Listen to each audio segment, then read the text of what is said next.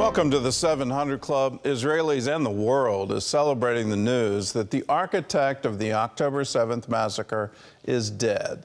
Hamas leader Sinwar plotted the worst mass murder of Jews since the Holocaust. Israeli forces finally caught up with Sinwar in the Gazan city of Rafah. Prime Minister Benjamin Netanyahu says his death could be the beginning of the end of the war in Gaza.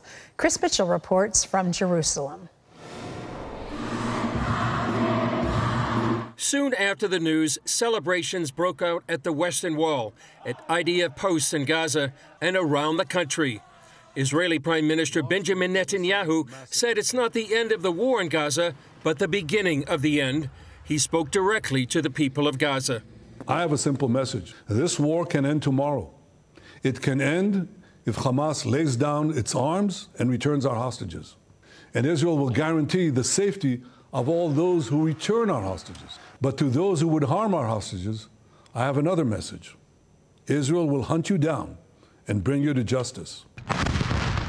Sinwar planned the October 7th massacre, where terrorists killed nearly 1,200 Israelis and kidnapped more than 250, including Americans. On this day, our thoughts are with the families of those murdered or kidnapped because of Sinwar. IDF spokesman Rear Admiral Daniel Hagari said the young soldiers who killed the terror leader didn't even realize it was Sinwar they were chasing. An IDF drone flew into the house where Sinwar was hiding and captured his final moments. Although the IDF fulfilled its pledge to bring Sinwar to justice, Hagari said the work is not done. And we will continue to operate until we complete all our missions in defense of the people of Israel. But some fear Hamas may kill all of the hostages now. They might murder them or do something because of the murder of Sinwar. And that's the thing that I'm afraid of. President Biden said he's already talking about the future with Netanyahu. You start to destroy the land, until we're passing strong. The U.S. State Department saw Sinwar as the major blockade to ending the war in Gaza. He didn't just launch this conflict, but for the past year has refused the efforts of the United States and our partners to end it. While some Gazans are sad about Sinwar's death, others see it as a chance to end the war that so devastated their lives. Netanyahu says this is indeed the time to end the war, not just with the Iranian proxy Hamas, but with Iran's entire axis of evil. All those who seek a future of prosperity and peace in the Middle East should unite to build a better future. Together, we can push back the forces of darkness and create a future of light and hope for all of us. And may that come to pass. Here's what the Bible says when the wicked perish, and it's from Proverbs chapter 11, verse 10. When it goes well with the righteous, the city rejoices, and when the wicked perish, there is jubilation. So there's plenty of reason for jubilation in the streets of Jerusalem today because of this death, the architect of October 7th. And let's also look at the history here and how he repaid evil. He plotted evil against Israel, the very people that saved his life. Here he is. He's in jail. He murdered 4 Palestinians, not Jews, but Arab Palestinians. And the reason he murdered them is they made deals with Israelis. They were in business with Israelis, and he thought that that should be sufficient reason for their execution, so he murdered them. They put him in jail for those murders, and there he got brain cancer. And Israel provided him the medical care that he needed in order to live. That is kindness. And what does he do? He repays that kindness with this horrific evil. So is there reason for jubilation? Is there reason for celebration? The answer is yes. But at the same time, let's keep in mind the hostages are still there. And there are American citizens still there as hostages. Let us continue the effort until everyone can come home, everyone can be free. Unfortunately, we've already heard from members of Hamas that you can kill all our leadership and we're not going to change. We're not going to surrender. We're not going to come to peace with Israel. We're not going to release the hostages. So unfortunately, this war is going to go forward. Well, Chris Mitchell is with us now live from Jerusalem. So, Chris, tell us more about the reaction there to Sinwar's death. Well, Gordon, here's one reaction, and this is the headlines of what's called Israel Hayom, and it quotes Psalm 18:37. I pursued my enemies and I overtook them. And Israeli Defense Minister Yoav Gallant, he quoted from Leviticus chapter 26, which says, and you shall chase your enemies and they shall fall before you by the sword. And some of the backstory, Gordon, they were eliminated. Sinwar was eliminated by reservists and really a simple group of soldiers. They were left behind in Rafah to, quote, clean up the area. And also some point out here in Israel that the news came out on the first day of the celebration of the Feast of Tabernacles, a feast celebrating God's goodness, protection, and provision to the Israelites as they wandered in the wilderness and brought them to the Promised Land.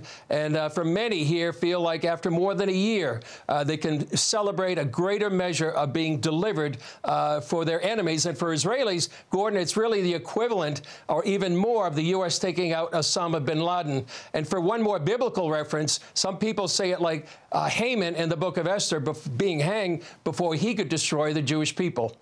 Well, what's your view? Do you see this as an opening for the return of the hostages, or do you think the fighting is going to go on? Well, that was probably the first question many people brought in mind right now. And as you mentioned, AP reported just a few minutes ago that a top Hamas official says they will not return the hostages in Gaza unless two things happen: a ceasefire and the withdrawal of IDF forces from Gaza. And those are the same demands that Sinwar had made for more than a year. So right now, it looks like there may be no hostage deal. How it goes in the future is uncertain. Will they continue to fight harder on the end, or could they soften given time and given that their leader is gone and lay down their arms and surrender and release the hostages? Some are saying the elimination of Sinwar, Gordon, was a miracle, since it was reported, that he was surrounded by 20 hostages and a suitcase full of explosives, and yet here he was eliminated with just two other terrorists there in Rafah. How does Hamas continue to fight? It would seem to me that they would run out of ammunition or run out of supplies. And how are they continuing to fight? It's a great question, Gordon. A lot of people are asking the same question, but there seems to be some sort of a return of Hamas terrorists in the northern part of Gaza, and that's why many of the reservists or some of the soldiers were taken from the south up to the north. They certainly have exploited or depleted their source of rockets. They haven't been firing rockets. However, they're still continuing to fight. But you would think, Gordon, after the death of Sinwar and after that news goes through Gaza, that there may be some indication that maybe they would soften their demands and give up the fight. You would expect as well, Gordon, some of the population of Gaza, after suffering so long, after a year, would finally maybe try to maybe either turn over the Hamas terrorists or somehow try to end their suffering after more than a year. Well, I hope that they do that. I think that's what's necessary, that the people of Gaza actually turn against this group and say, enough of you. But let's talk about the day after. Assuming that there is finally a day where Hamas doesn't exist anymore, which, that seems unfortunately unlikely. But what's the day after in Gaza? What's that going to look like? Well, almost when the war began, that was one of the main questions as well. I would expect Israel right now will not want to stop the war until its goals are completed. The war goals they set out right at the beginning: defeat Hamas, Hamas no longer be able to govern Gaza, and free the hostages. And those goals haven't changed. For the day after, for months, Netanyahu has insisted that Israel would maintain security control over the Gaza Strip. And then there's other proposals. Could it be rebuilding by some of the Gulf nations? Some have advocated that the Palestinian Authority would be involved. but that's a non-starter for Israel.